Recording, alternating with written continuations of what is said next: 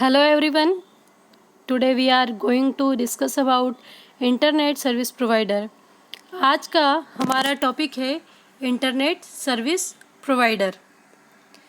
सबसे पहले हम डिस्कस करेंगे कि इंटरनेट सर्विस प्रोवाइडर होता क्या है.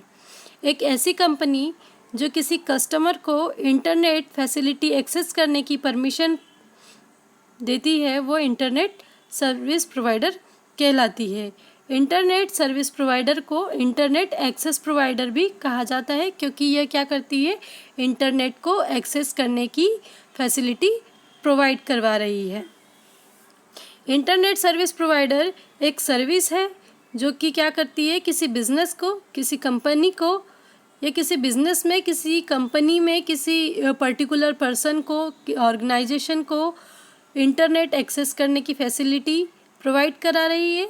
ये फैसिलिटी फ्री ऑफ कॉस्ट भी हो सकती है, मंथली चार्जेस बेस पे भी हो सकती है और ईयरली चार्जेस बेस पे भी हो सकती है. यहाँ हम देख रहे हैं इंटरनेट का स्ट्रक्चर. मल्टीपल कंप्यूटर्स लेन के थ्रू कनेक्ट होके एक नेटवर्क क्रिएट कर रहे हैं और ये अलग अलग जगह पर अलग अलग नेटवर्क क्रिएट करने के बाद एक दूसरे से कनेक्ट हुए हैं. नेक्स्ट है नीड्स फॉर इंटरनेट कनेक्टिविटी. जब हम इंटरनेट की कनेक्टिविटी करते हैं तो हमें किन चीज़ों की आवश्यकता होती है. Internet it means network create करना, और नेटवर्क क्रिएट करने के लिए ये ज़रूरी है कि हम सोर्स और डेस्टिनेशन दोनों जगह पर इंटरनेट की कनेक्टिविटी होनी चाहिए. सोर्स उसे कहते हैं जहाँ से डेटा को ट्रांसमिट किया जाता है और डेस्टिनेशन वो होता है जो डेटा को रिसीव करता है. इंटरनेट पर जब हम डेटा को सेंड करते हैं तो वो डेटा पैकेट्स के रूप में डिवाइड हो जाते हैं और हर पैकेट में डेटा की इंफॉर्मेशन और उसके साथ में सोर्स एड्रेस और डेस्टिनेशन एड्रेस होता है. सोर्स और एड्रेस और डेस्टिनेशन एड्रेस का फ़ायदा ये होता है कि जब पैकेट ट्रांसमिट होता है रूट पर तो आपका पैकेट जो है सबसे शॉर्टेस्ट पाथ के थ्रू डेस्टिनेशन तक पहुंचता है, और पैकेट में डेस्टिनेशन का एड्रेस होता है तो वो किसी भी तरीके से डेस्टिनेशन को ढूंढ लेता है. Types of internet service provider. There are 2 types of internet service provider, regional service provider and national service provider. जैसा कि नाम से शो हो रहा है कि रीजनल मतलब पर्टिकुलर एरिया पे जो इंटरनेट की सर्विस प्रोवाइड की जाती है वो क्या कहलाता है, रीजनल सर्विस प्रोवाइडर. जैसे यहाँ पर दिया है, a regional ISP usually provide internet access to a specific geographical area and usually has a smaller technical support system. जैसे स्मॉल जियोग्राफिकल एरिया बोला है तो हम किसी बिल्डिंग की बात कर सकते हैं. उसके बाद हम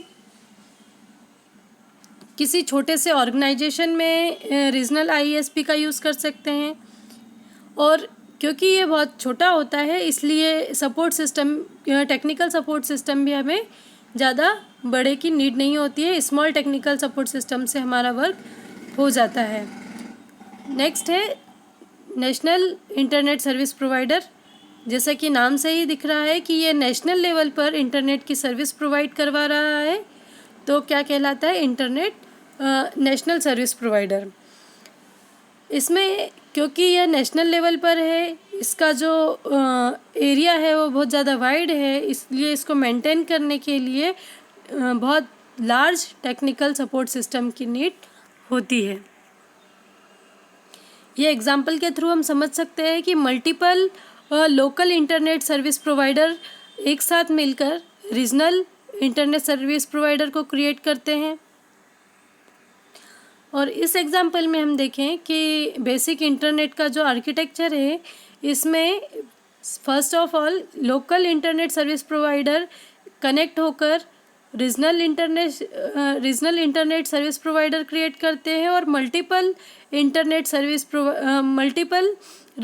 इंटरनेट सर्विस प्रोवाइडर मिलकर national internet service provide create करते हैं. Needed technology for internet. जब हम इंटरनेट को एक्सेस करना चाह रहे हैं तो हमें किन किन चीज़ों की नीड होगी. फर्स्ट है फॉर इंडिविजुअल्स के लिए, मतलब पर्टिकुलर कोई पर्सन है जो अपने घर के लिए इंटरनेट यूज़ करना चाहता है तो उसे डायल अप कनेक्शन की ज़रूरत होगी, ब्रॉडबैंड वायरलेस एक्सेस की नीड होगी, केबल मॉडेम की और ISDN की। अगर हम किसी ऑर्गेनाइजेशन के लिए इंटरनेट की कनेक्टिविटी लेना चाहते हैं तो हमें DSL की नीड होगी, इथरनेट टेक्नोलॉजी की, ISDN की एंड सैटेलाइट इंटरनेट की नीड होती है। इंडिया में मल्टीपल सर्विस प्रोवाइडर हैं, जैसे एयरटेल है, रिलायंस है, जियो है, वोडाफोन है, आइडिया है और BSNL है। ये सब कंपनियां मोबाइल रिचार्जेस तो करती ही हैं, उसके साथ में हमें इंटरनेट की फैसिलिटी भी प्रोवाइड करती है। आई होप आपको मेरा ये वीडियो यूज़फुल लगा होगा। Thank you very much.